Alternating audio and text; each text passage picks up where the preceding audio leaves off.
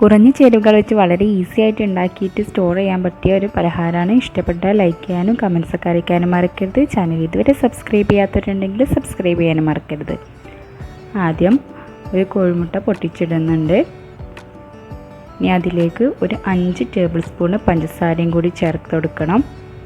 എന്നിട്ട് നന്നായിട്ടൊന്ന് മിക്സ് ചെയ്യണം.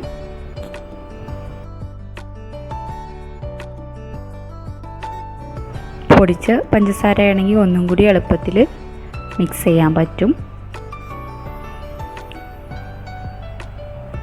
ഇതിലേക്ക് ഒരു നുള്ള് ഉപ്പും കൂടി ചേർത്ത് കൊടുക്കുക, ഒന്ന് ബാലൻസ് ചെയ്യാൻ വേണ്ടിയിട്ട്. ഇനി ഇതിലേക്ക് ഒരു 1/4 കപ്പ് വെള്ളം വേണ്ടി വരും. ചേർക്കുന്ന ഭാഗം ഞാൻ വിട്ടുപോയതാണ്.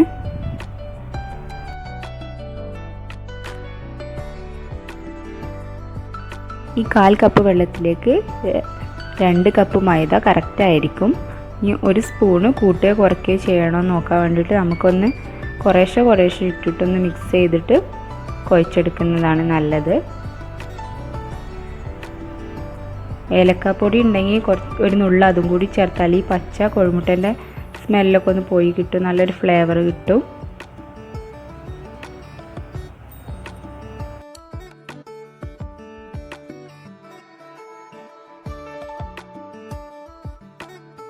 ടീസ്പൂൺ നെയ്യും കൂടി ചേർത്തിട്ട് നന്നായിട്ടൊന്ന് കുഴച്ചെടുക്കണം.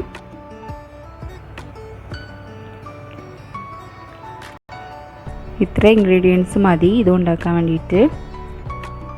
ഇത് നല്ല സോഫ്റ്റായിട്ട് കുഴച്ചെടുക്കുക.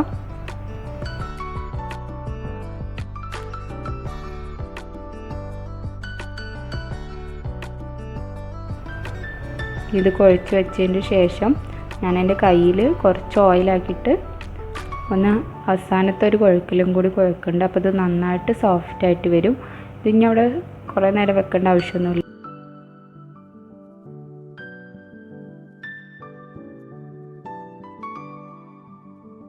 ഇനി ഞാനിതൊരു 4-5 ബോൾസാക്കി മാറ്റുന്നുണ്ട്. എന്നിട്ട് ഓരോ ബോൾസ് നമുക്ക് പരത്തിയെടുക്കണം. അപ്പോൾ നമ്മൾ വലിയ മടക്ക് ഉണ്ടാക്കുകയാണെങ്കിലും ഇതേ മെത്തേഡൊക്കെ തന്നെയാണ്, പക്ഷേ പഞ്ചസാര ചേർക്കേണ്ട ആവശ്യമില്ല.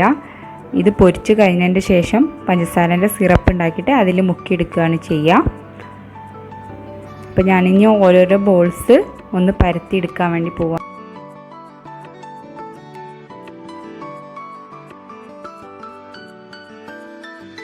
അത്യാവശ്യം വലുപ്പമുള്ള ചപ്പാത്തി പോലെ പരത്തിയെടുക്കുക.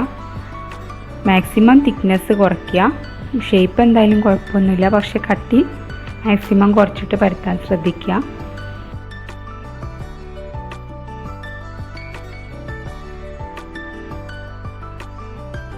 മാക്സിമം നീട്ടി പരത്തിയതിൻ്റെ ശേഷം ഇതിൻ്റെ ഉള്ളിൽ കുറച്ച് നെയ്യ് തടവി കൊടുക്കുക. ഓയിലായാലും കുഴപ്പമൊന്നുമില്ല.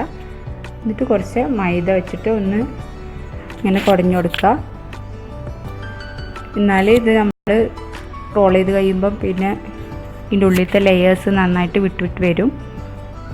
ഇതിൻ്റെ ഏതെങ്കിലും ഒരു സൈഡ് എടുത്തിട്ട് ഒന്നിങ്ങനെ ചെറുതായിട്ട് റോൾ ചെയ്തെടുക്കണം.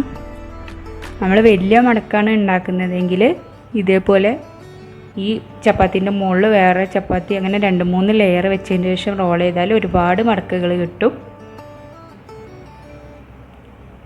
ഇത് കുഞ്ഞി ആയതുകൊണ്ട് ഇത്ര തന്നെ മതി.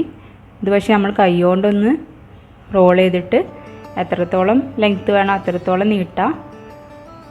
അപ്പോൾ ഇതിൻ്റെ വലിപ്പം വീണ്ടും കുറഞ്ഞു വരും. റോൾ ചെയ്യും തോറും കാജേൻ്റെ വലിപ്പം കുറഞ്ഞു വരും. നല്ല കുഞ്ഞതാണ് കുറച്ചും കൂടി ടേസ്റ്റി ആയിട്ട് തോന്നണേ. ഉള്ളിലും നല്ല ക്രിസ്പി ആയിട്ട് തന്നെ ഉണ്ടാവും. വലിപ്പം കൂടുന്തോറും വേവാനും കുറച്ച് സമയമെടുക്കും. ഇനി നമുക്ക് വേണമെങ്കിൽ ഇതിൽ ഓരോന്നിനും എടുത്തിട്ട് ഇതിൻ്റെ ഉള്ളിലത്തെ ലെയറൊക്കെ നന്നായിട്ട് വരുന്നുണ്ട്. ഇപ്പോൾ ഇനി ഇത് വേണമെങ്കിൽ ഓരോന്നിനും എടുത്തിട്ട് ജസ്റ്റ് ഒന്ന് ഇങ്ങനെ ചെരിച്ച് വെച്ചിട്ടൊന്ന് റോൾ ചെയ്ത് കൊടുക്കുക. അപ്പോൾ പെട്ടെന്ന് തന്നെ അത് വെന്ത് കിട്ടും, അധികം കട്ടിയില്ലാത്തത് കൊണ്ട്. ചില ബേക്കറിയിലൊക്കെ അങ്ങനത്തെ കാജയും കിട്ടാറുണ്ട്. ഞാനിത് റൗണ്ടായിട്ട് തന്നെയാണ് ചെയ്തത്. ഇനി അത് ചൂടായി കിടക്കുന്ന എണ്ണയിലിട്ടിട്ട് മീഡിയം ഫ്ലെയിമിൽ ഒന്ന് തിരിച്ചു മറിച്ചിട്ട് വേവിക്കുക.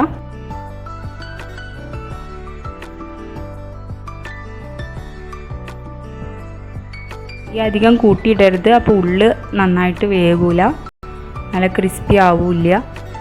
മീഡിയം ഫ്ലെയിമിൽ തന്നെ വേവിക്കുക. എന്നിട്ടൊരു ഗോൾഡൻ ബ്രൗൺ ആയി വരുമ്പം എടുക്കുക.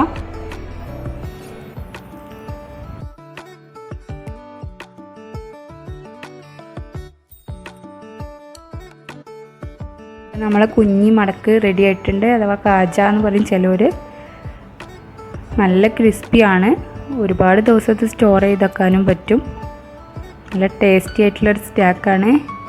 എല്ലാവരും ട്രൈ ചെയ്ത് നോക്കുക. റെസിപ്പി ഇഷ്ടപ്പെട്ടാൽ ലൈക്ക് ചെയ്യാനും കമൻസൊക്കെ അറിയിക്കാനും മറക്കരുത്. ചാനൽ ഇതുവരെ സബ്സ്ക്രൈബ് ചെയ്യാത്തവരുണ്ടെങ്കിൽ സബ്സ്ക്രൈബ് ചെയ്യാനും മറക്കരുത്. അപ്പോൾ താങ്ക് യു ഫോർ വാച്ചിങ്.